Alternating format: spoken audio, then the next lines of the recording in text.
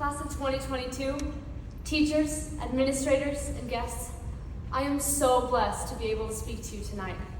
Today is the day that half of us have been anticipating and the other half have been dreading. And I'm not even talking about the parents. If you really think about it, our lives are just beginning.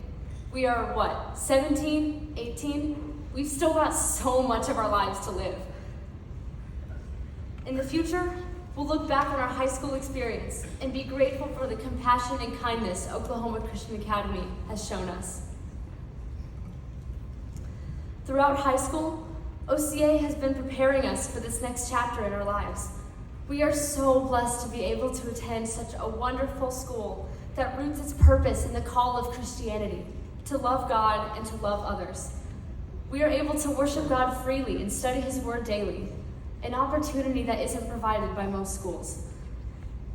We have amazing teachers, parents, and administrators that contribute to our community, where we can love God freely and serve each other daily. I cannot describe it. It's just full of light.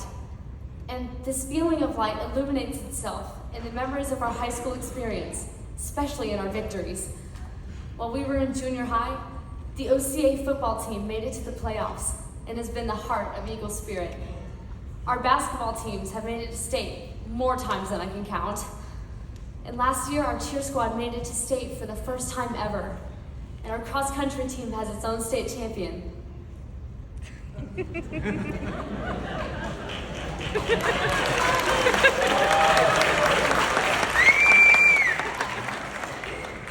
Y'all are too kind.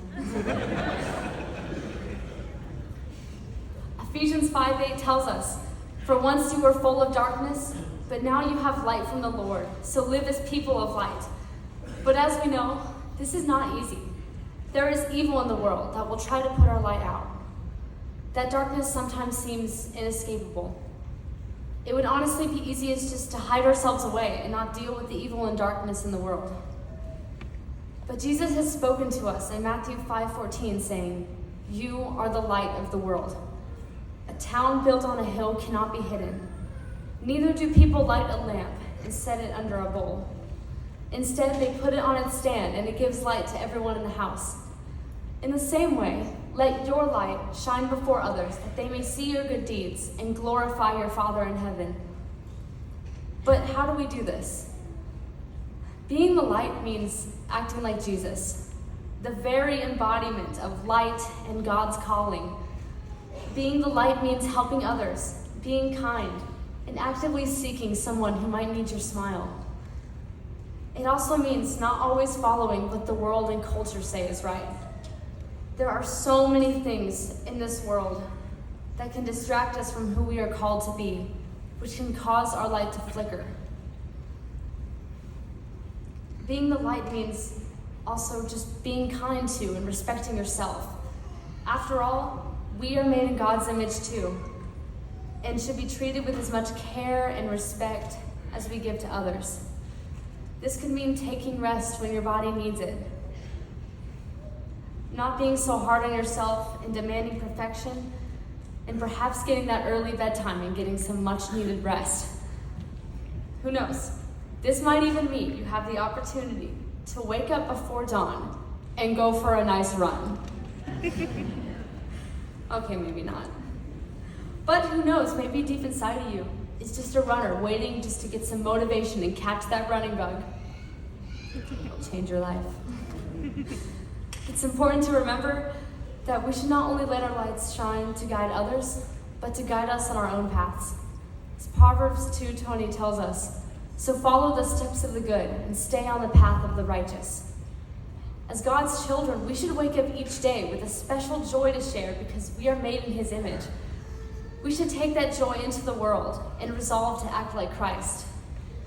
Can you imagine what an impact us 44 seniors would have if we went out into the world in our post-high school journey with this daily resolve? I believe it would be contagious and world-changing.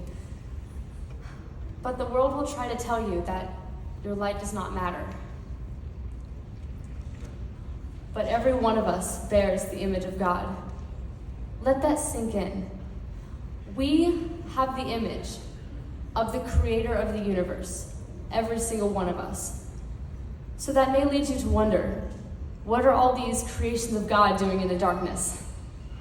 And the reason is this. Inside each of us is the light of Christ. Because of this, my light makes a difference. Seniors, turn on your lights. See how much brighter the room is?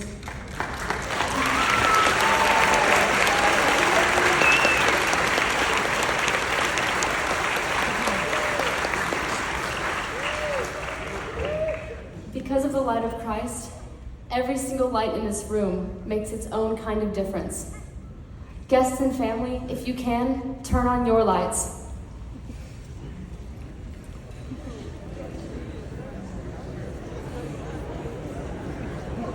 We just lit up an entire auditorium.